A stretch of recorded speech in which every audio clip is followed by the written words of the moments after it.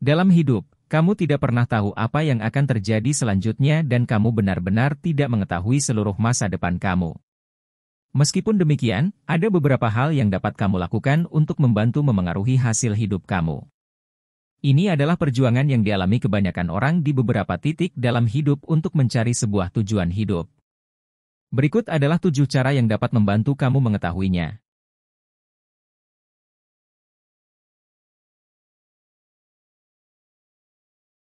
Di mana kamu melihat diri kamu dalam 5 tahun ke depan?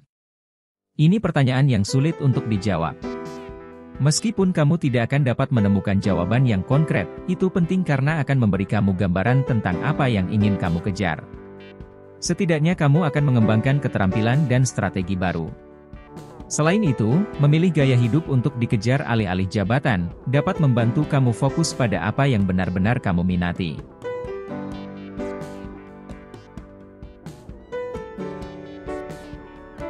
Kamu perlu belajar tentang bagaimana pikiran kamu bekerja dan kamu akan menjadi jauh lebih baik dalam mengelola semua ini. Salah satu cara terbaik untuk melakukannya adalah melalui meditasi dan membuat jurnal. Dengan meditasi, kamu dapat bersantai dan berkonsentrasi pada pikiran kamu dan dengan menulis secara teratur dalam jurnal, kamu merenungkan apa yang telah kamu lakukan dalam hidup dan apa yang telah kamu pelajari.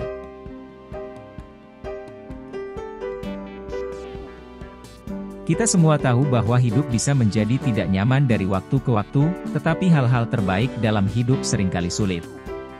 Belajar itu sulit, membangun sesuatu yang hebat itu sulit, pernikahan bisa jadi sulit, tetapi semuanya adalah hal yang menakjubkan. Terkadang kamu tidak memiliki cukup uang untuk melakukan hal-hal yang kamu inginkan, atau mungkin apapun yang kamu kejar mengharuskan kamu hidup dengan sedikit ketidaknyamanan. Misalnya, kamu mendapatkan tawaran pekerjaan yang bagus di negara asing. Mungkin kamu bahkan tidak bisa berbicara bahasanya. Kamu harus melepaskan kenyamanan dalam hidup kamu untuk mengejar peluang ini, termasuk rumah, keluarga, dan teman kamu. Ini akan sulit pada awalnya, tetapi kamu akan menyesuaikan diri pada waktunya. Kamu harus keluar dari zona nyaman kamu dan melakukan hal-hal yang tidak nyaman dan sulit dengan sengaja. Mulailah dengan langkah-langkah kecil meskipun sulit, patuhi itu dan seiring waktu, kamu akan melihat hasilnya.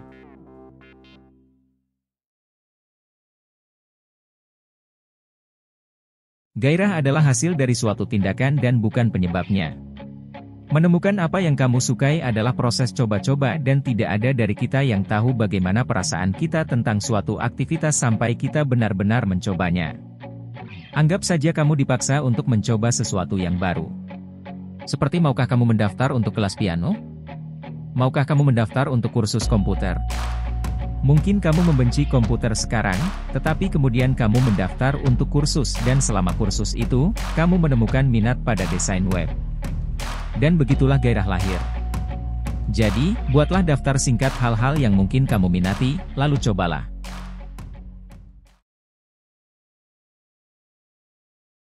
Sebagian besar dari kita tidak duduk-duduk memikirkan kematian, tetapi memikirkan kematian kita sendiri memiliki beberapa keuntungan. Ini dapat membantu fokus pada apa yang benar-benar penting dalam hidup. Ketika kamu merasa tidak memiliki arah atau tujuan dalam hidup, itu karena kamu tidak tahu apa yang penting bagi kamu dan kamu tidak tahu apa nilai-nilai kamu.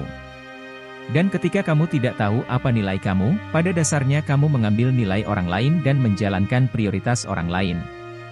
Jadi coba kamu pikirkan selama dan sekeras ini. Apa yang kamu inginkan dari warisan kamu? Bagaimana kamu ingin orang membicarakan kamu saat kamu pergi? Apa yang sudah kamu siapkan untuk anak dan cucu-cucu kamu kelak?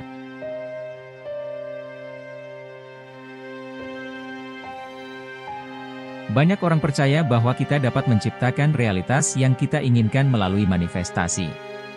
Konsep manifestasi mengatakan bahwa kita dapat mengubah ide atau keyakinan menjadi kenyataan dalam kehidupan kita. Penelitian tentang mindset perkembangan yang didorong oleh Dr. Carol Dweck dengan jelas menunjukkan bahwa ketika kamu percaya dapat melakukan sesuatu, akan membuat kamu lebih mungkin melakukan hal itu. Manifestasi membutuhkan usaha. Untuk mewujudkan apa yang kita inginkan, kita perlu percaya bahwa kita dapat melakukannya, merasa cukup kuat untuk bertahan, dan pada akhirnya terlibat dalam perilaku yang menghasilkan atau mencapai sesuatu yang kita inginkan.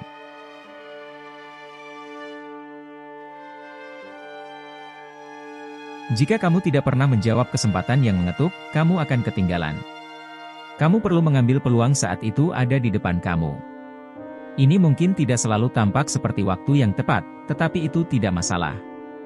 Peluang hanya terjadi secara acak dan jika kamu tidak menjawab saat itu terjadi, kamu mungkin kehilangan peluang besar, atau bahkan peluang yang mengubah hidup kamu. Jadi lain kali kamu mendengar ketukan itu, jawab saja laksanakan. Hal penting yang perlu diingat saat mencoba mencari tahu apa yang harus dilakukan dalam hidup adalah membuat keputusan dan mencoba berbagai hal. Sekalipun hasilnya tidak seperti yang kita harapkan di akhir hidup kita tidak akan menyesal mencoba sesuatu dan gagal, tetapi kita akan menyesal jika tidak mencoba sama sekali. Terima kasih sudah menonton. Semoga kamu menikmati video ini. Jika demikian, berikan like dan share. Beritahu kami pendapat kamu tentang mencari tujuan hidup, dan subscribe untuk lebih banyak video lainnya.